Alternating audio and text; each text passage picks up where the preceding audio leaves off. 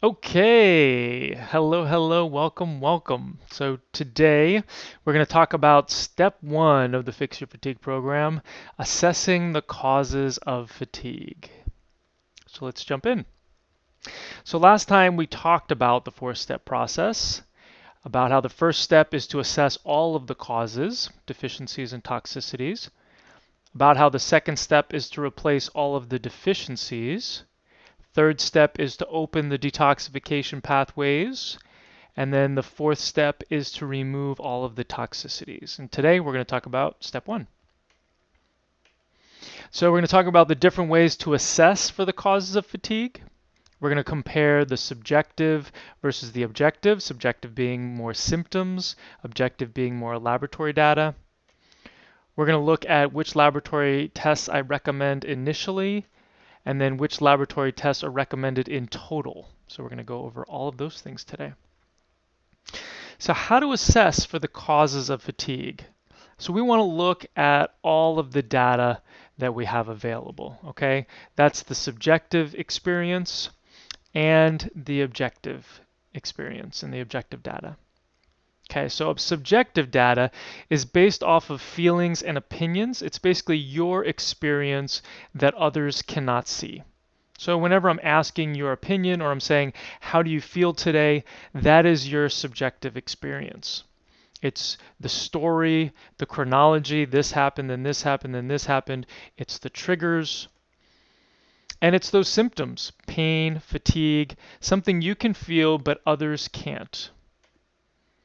And then it's your response to treatment based on your emotions. So you take something and you react to it, but it's not something that somebody else can see. It's considered subjective. The big one being symptoms, which is which we're at one point in this talk. I'm going to switch over from talking about subjective to symptoms because that's the most important thing that we're going to focus on.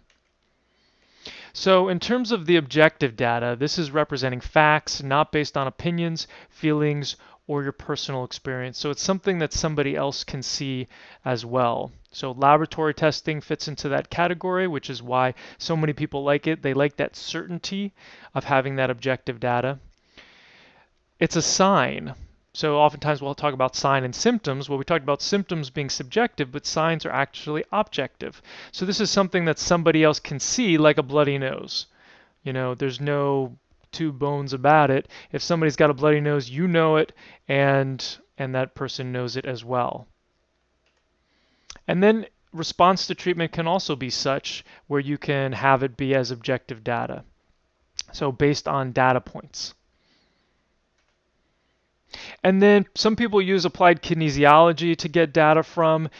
It really depends on the practitioner, and in many ways it's a bit more subjective than objective, but I would like it to be objective, but in my experience, it's quite nebulous, and take it for what it's worth, take it as data, but consider it to be subjective data and not objective data. So because there is a lot of influence that the individual can have who is performing it as well as the individual who's receiving it. And for those of you who don't know, applied kinesiology is muscle testing. So subjective versus objective data. So basically symptoms versus labs. That's the way we're going to talk about it. And objective data really helps to clarify our subjective experience. So when we are having a symptom and, like fatigue, and somebody comes to see me and I say, we run the objective data, we run the lab testing, and we find all of the causes, and the person says, wow, that makes so much sense, that, clarifies my experience. That really reemphasizes my understanding of what's going on and helps to clarify my experience. So what causes can we determine based off of symptoms? So last time we talked about deficiencies, we talked about toxicities. We're going to talk about those again, in this context to determine which ones we can evaluate based off of symptoms and based off of labs. So here are some of the deficiency causes that we can assess by symptoms. So nutrients, not so much. Hormones, adrenals, thyroid, sex hormones, yes, by your symptoms, we can really tell whether or not you have these. Now, we always like to combine with the objective data, which we're going to talk about in a little bit, with the laboratory data, but the symptoms can be incredibly helpful to determine these causes.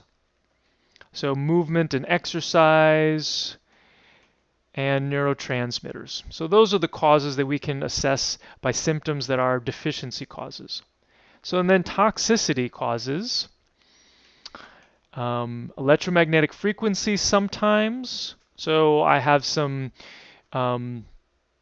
this is based off of symptoms, so it's your subjective experience. So I have some clients who will drive down the road, and if they're passing some sort of big electromagnetic frequency, whether it's a power plant or some other frequency structure, they will start to get neuropathy. And so that is a subjective experience to this stimulus, to this trigger.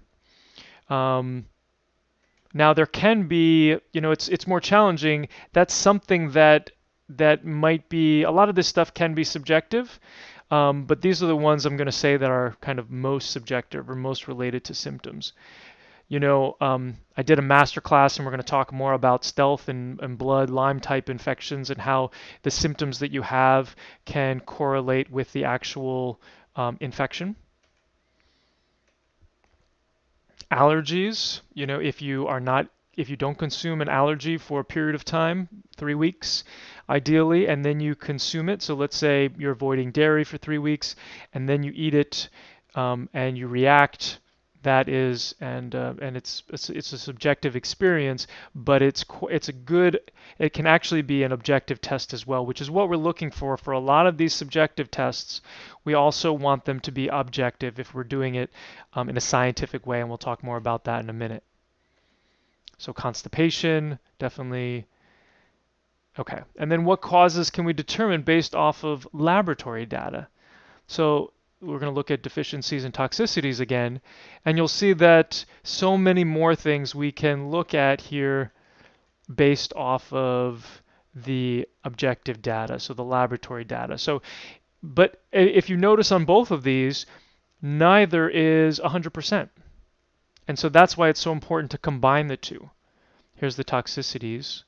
Once again, a lot more that we can assess with lab data, but the combination is better. So how do we stay in the objective? So that's the goal, right? To be as fact-based as possible and to take the subjective experience out. We're always going to have the subjective. The subjective is wonderful. It's the symptoms. It's our life experience. But how do we remove those feelings and try to get the data as factual as possible? Because that's going to help you, and that's going to help me, whoever your practitioner is. So really trying to focus on that scientific method where we're changing one variable at a time. We're trying to do things in a vacuum.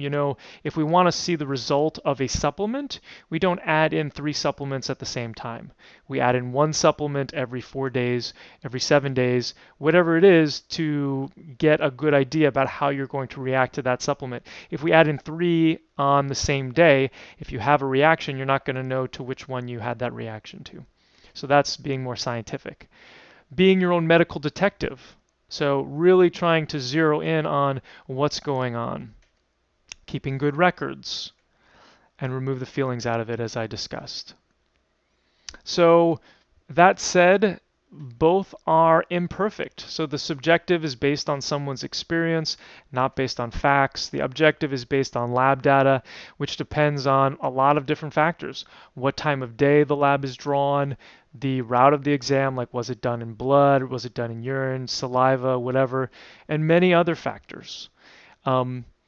And then there's the signs, which can give you some objective data as well. And so the combination really is ideal, and more data is better. So we want to combine these things to get the best possible amount of data. So then how do we test the subjective?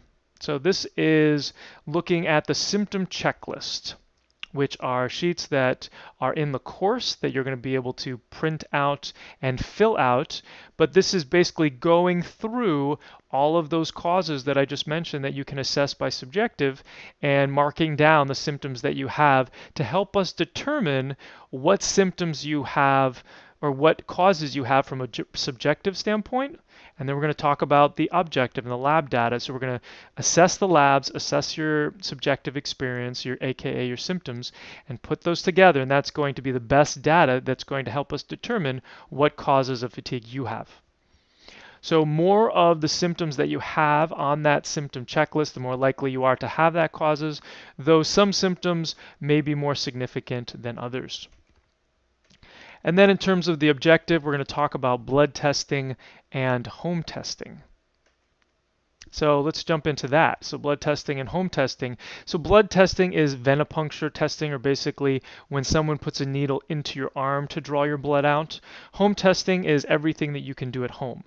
So if you have access to a major lab, you may consider blood testing. And so these labs are like Quest or LabCorp, might have different names in different countries, but those are going to be ones that you would consider doing blood testing. Not everybody has access to those tests or to those labs, lab companies, those lab sites to get a blood draw. If blood testing is not available, use home testing. And there might be times where you just want to use home testing anyway, just for convenience sake. And we're going to go into the pros and cons of each of those. So home testing is things you can do at home. So urine testing, stool testing, and then blood spots, so finger prick testing. So here's the pros and cons of blood testing. So if you go to a blood draw site, you don't have to poke yourself like you would with a finger stick. They'll draw the blood out of you. It may be covered by insurance. You have the accountability of having an appointment that you go to. Cons are that when you're looking at deficiencies, the causes that we talked about, it's good for hormones, limited on vitamins and minerals, doesn't do neurotransmitters at all, and you cannot use it for most toxicities, heavy metals, chemicals, molds, infections, except for some infections and the conventional causes. And you have to find someone to draw your blood who can process the lab correctly. And this is a huge problem, especially when we're doing some of the specialty testing, because most of the time they do it incorrectly. It's also hard to find somebody to do these tests unless they're done through major laboratories. So pros and cons of home testing. So pros are they're from the comfort of your own home, covers all of the deficiencies and almost all of the toxicities except some of the infections that we like to get in blood. Some of the cons are that rarely covered by insurance, up to you to get them done versus going to appointments, so you don't have that accountability of going somewhere and getting it done. You have to prioritize it at home and get it done. You have to have the brain function to understand the instructions, which can be challenging if you've got a lot of brain fog. So testing for deficiencies. We're going to look at blood testing and home testing. So blood testing for the deficiencies can be done when we're looking at hormones, we're looking at thyroid, we're looking at adrenals, we're looking at the sex hormones. I don't include estrogen and progesterones on this list because most of the time I do those based off of symptoms. And in the interest of creating a panel, as you will see, for blood testing, this keeps it more economical as well.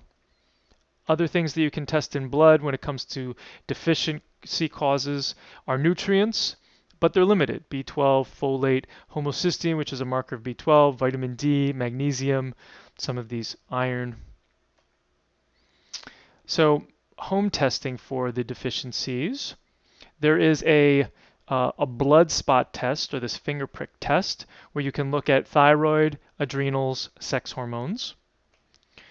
There's also a urine test, which you can look at neurotransmitters. And then you can look at a urine test to look at vitamins, minerals, and mitochondrial function. Now, it doesn't include vitamin D, it doesn't include iron. So those are things that we still potentially could want to get in blood. Blood testing for toxicities really only consists of immunoglobulin tests, so looking at the immune system's reaction to some of these infections.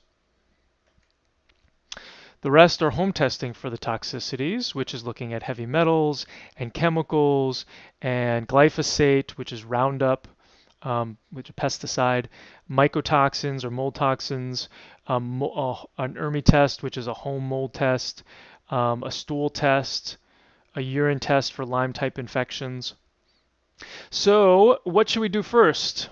Okay, the big question. So we're going to assess for deficiencies first. That's most important. And the reason why is because you're going to get the biggest bang for your buck. You're going to start feeling better faster when we replace all those deficiencies. Everything in the body starts working better. And there's good data available for both the objective, the lab testing, and the subjective, so we can kind of combine those and get good data to start replacing those, start getting people feeling better fast, which I know is so important to people. The other thing too is that you have to do this. This is a reason why I have this as step number 2 instead of step number 4, is because you have to replace the deficiencies first before you can open up detox pathways and before you can remove toxicities. And then there's also good options for blood testing and home testing when it comes for these deficiencies.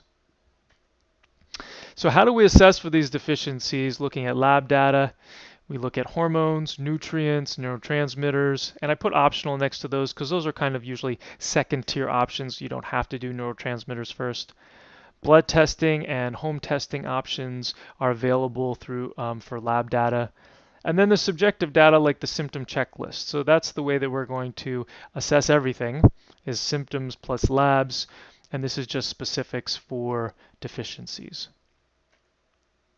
And so then what to assess later? So you can assess for the toxicities later. The reason to assess for toxicities now would be if you're not going to get overwhelmed. So if you're going to get overwhelmed, don't do toxicities now. Okay? If you want to get better faster, get all the data first to avoid missing a cause. So there have been multiple times, ideally, I recommend getting all of the labs done in the first 3 months that you can, spacing them out so you don't get overwhelmed. But when you get all of that data, it is so powerful because you can't treat something that you don't know is there. Okay, so you have to find those causes and then you can treat them. So I have had clients where 6 months, 12 months down the line, I say, listen, we got to finally get this lab test. Please, let's get this lab test done. They do it, and then we find out that sure enough, they got mold in their body and we haven't been treating it since day one, which can save a lot of time, a lot of energy, and get people better faster. So that's what I recommend, but you have to do what's right for you, and I'm fine supporting you whatever you choose. If you have the money, because it is expensive to get all the tests done at one time. And then if you really want to see the objective data, so toxicities really rely more on objective versus subjective than the deficiencies. The deficiencies, we can replace a lot of those based off of the symptoms, but with the toxicities, they look so much alike, it's really challenging sometimes. So heavy metals can look like chemicals, can look like molds, can look like infections, and vice versa, because they can cause mitochondrial dysfunction and neuropathies and low energy and different skin issues. And there's so many symptoms that can be caused by so many of those different causes, which is why it's so helpful to get those toxicities, get the labs for those toxicities. So then how do you order these tests? So I've been putting together a website at my site, fixyourfatigue.org. If you go to labs.fixyourfatigue.org, or you can also get there by going to the store shop menu item, and then it's going to say purchase lab test. You click on there and it has, well, I'm going to show you the page in a moment.